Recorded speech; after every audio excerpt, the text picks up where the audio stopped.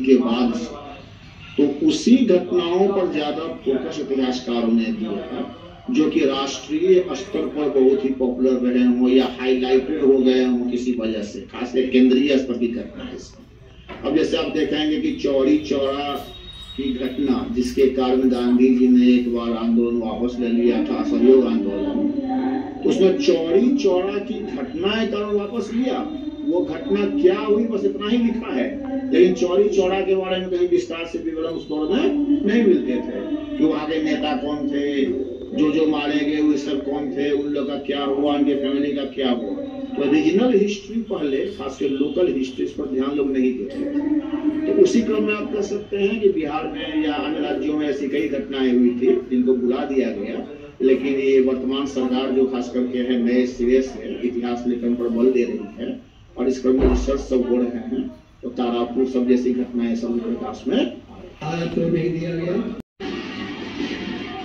1930 के दशक की शुरुआत तक देश में अंग्रेजी हुकूमत के खिलाफ भड़की चिंगारी मशाल बन चुकी थी। स्वतंत्रता सेनानियों ने हर हाल में भारत को गुलामी की दास्तां से आजाद कराने की कसम खा ली थी। हर तरफ आजादी की लहर थी।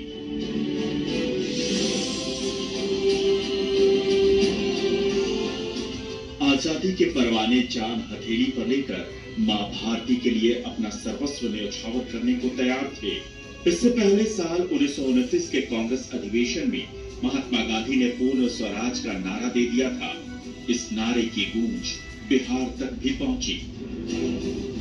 बिहार के तारापुर में तिरंगा फहराने को लेकर के बहुत बड़ा एक जुलूस निकला था 15 फरवरी 1932 को, और अंग्रेजी सरकार ने निषेधाज्ञा लागू कर दी थी। फिर भी तोड़ते हुए पुलिस बल को चैलेंज करते हुए भीड़ बढ़ी थी बलिदानियों की, और अंततः उस पर गोली चला दिया गया, फायरिंग कर दी गई थी, जिसमें कितने मरे ये तो स्पष्ट नहीं है, लेकिन कम से कम ऑफिशियल रिपोर्ट जो समय का था उसमें मिलता है कम से कम 14 शहीद हुए थे, और उसके बाद अन्य जिसमें कुछ की पहचान हुई, कुछ को उन लोगों ने वहां के स्थानीय प्रशासन ने कहीं पर फेंक दिया, हटा दिया, और एक तरह से घटना को दबाने का पूरा प्रयास किया।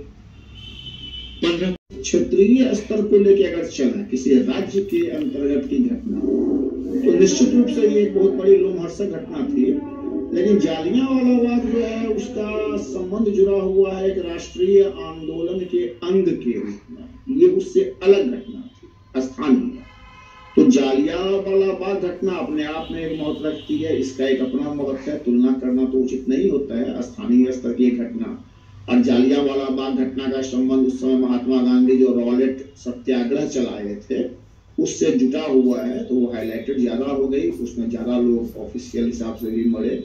लेकिन मेरे ख्याल से महत्व दोनों घटना का बराबर ही है, इसलिए कि किसी घटना को आप मात्रा के हिसाब से बड़ा या छोटा नहीं कर सकते।